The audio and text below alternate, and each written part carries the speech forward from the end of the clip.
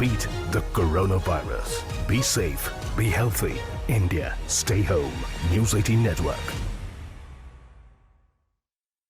This is TV 18 and you're watching CNBC TV 18.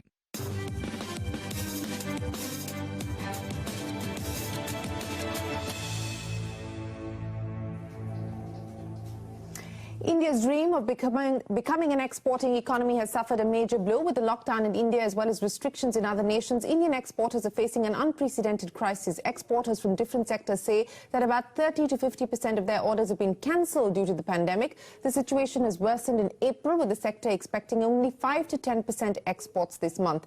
Indian exporters are also facing challenges like the shortage of labour, insufficient liquidity and the lack of logistics. They fear if the situation continues, they will lose their clients to companies in China, Vietnam and Bangladesh which are operating at full capacity. So what can be done to alleviate the pain of exporters and bring manufacturing back on track? Joining me to take the discussion forward, Ravi Sehgal, Chairman of the Engineering Export Promotion Council of India, and Akhil Ahmed, Chairman of the Council for Leather Exports. Gentlemen, thanks very much for joining us here on the program. Mr. Ahmed, let me start by asking you, yesterday we had Mr. Saraf of FIO telling us that there has been large-scale cancellation of orders across the exporting sectors.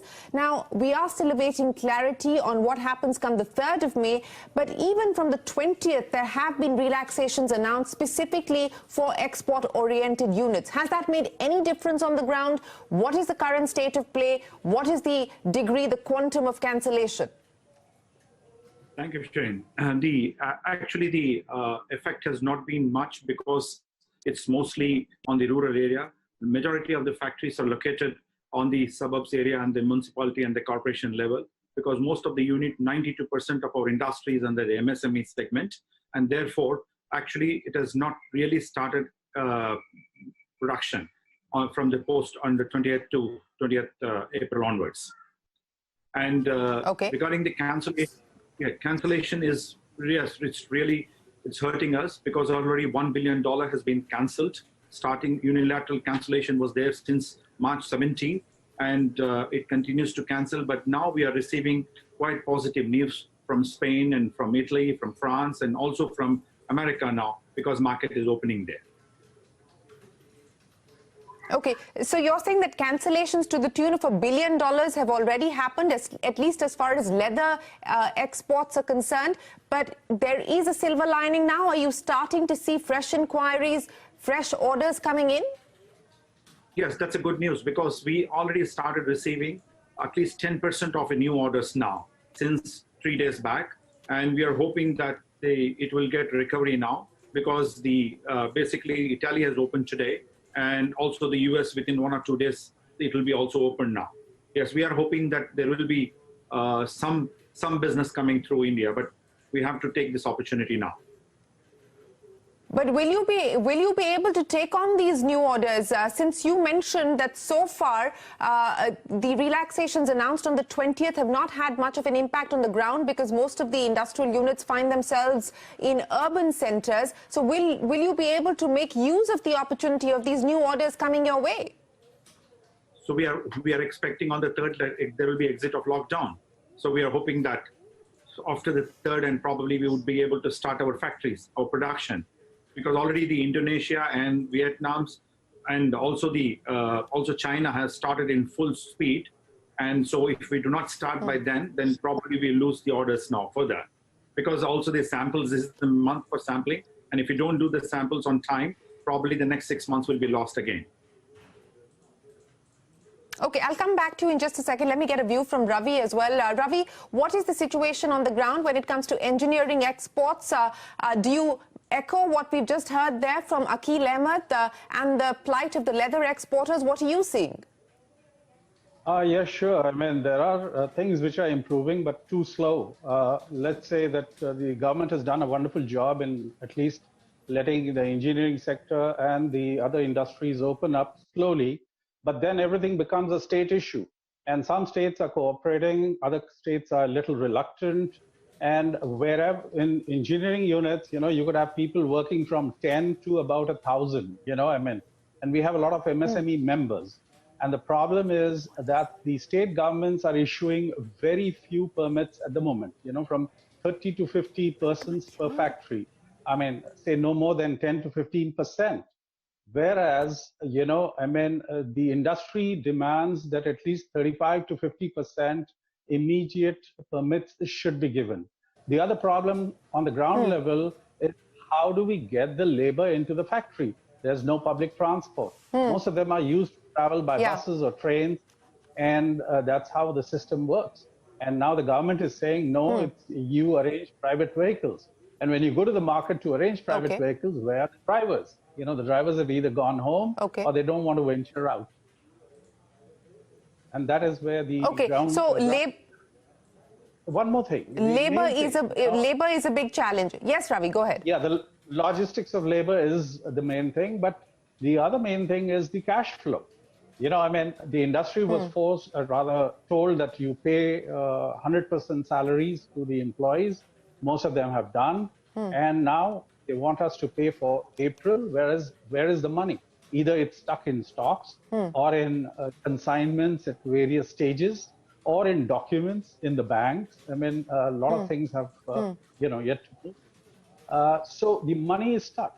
And even if, the RBI has relaxed the norms, the banks are a little slow, but they are moving forward to give. But then how do you face the interest burden? So the government must come with a package. So let me ask you this. We're still awaiting that government package. We are given to understand that something is in the works for MSMEs, a credit guarantee scheme, a special purpose vehicle. That is the story that we've done on CNBC TV 18. But, at least as far as the EEPC is concerned, how many of your members may have already availed of the RBI moratorium, even though you believe that the interest burden is significant? But how many may have been forced to avail of the moratorium? Let me tell you, instead of improving the cash flow, the exporters, and especially in the EPC sector, are facing bigger problem. It's like throwing salt on the wound. What's happening is actually for the forex bookings, whoever had the cancellations, they're having to pay penalties. For the delayed arrival of payments against the bills, they are paying, again, penalties and interest. So there is no such thing as outright help. And I've spoken to many members. Few are in pipeline, but nobody has physically gotten the additional limit. It's still on pipeline, and unless there is a moratorium and an interest waiver for at least, 6 months to a certain time, it'll be very difficult to repay even that. So let me ask you this, Ravi, before I go back to Mr. Ahmed. Liquidity is a problem. You've specified very clearly the issues that are being faced on cash flow. But if this lockdown extends itself in the fashion that we're currently seeing, with the relaxations that are already in place and the liquidity issues continue, will it be an issue of solvency as well? Absolutely, because, I'm sure that the lockdown will not just open up for everyone overnight, and it's going to be staggered. And they've already made it clear all the red zones, containment areas, they're not going to open. And several industries are going to be affected in major states, whether it's Bengal or Gujarat or Maharashtra. I see a lot of, issues coming up in opening up. And then the burden of payment increases. The cash flow gets even worse. And this is the peak time in international market for engineering goods, between March and September is when most of the goods move all around the world.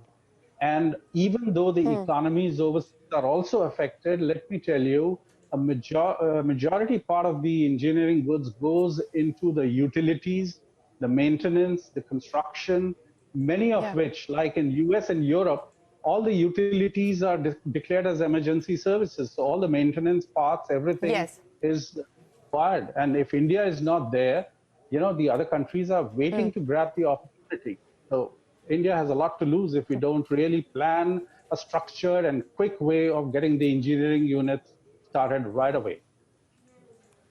Yes, a quick exit is what you're advocating. But Mr. Ahmed, I want to go back to you now and to the point that was being made there in terms of cash flow issues, payment of salaries.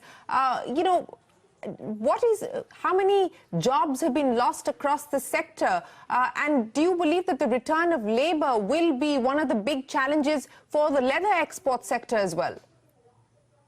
See, basically the leather and leather product industry, including the footwear, non-leather footwear, mostly are a structured business, and we all have regular employees, and there are migrant employees are much less in our business.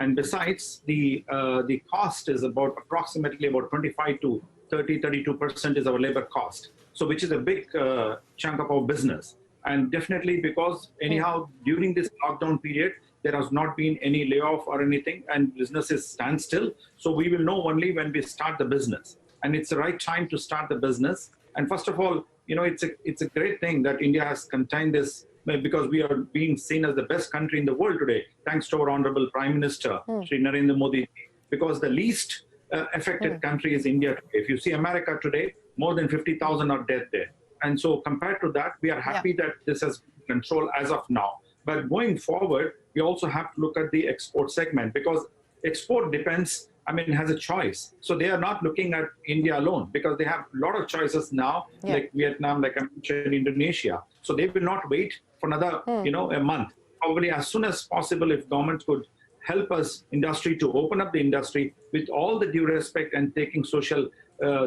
conscious, and also the new norms which we have to live with it, and adoption of this systems probably we should be able to do, because I have seen some figures and I've seen some pictures in how the Vietnamese factories are working. They're not allowing the foreigners inside the company. The foreigners have to stay at home, or they are not there at all. So, but only the local people. Such conditions can be implemented and make strict measures, because it's also our moral responsibility to ensure that there is no more COVID cases coming into our country.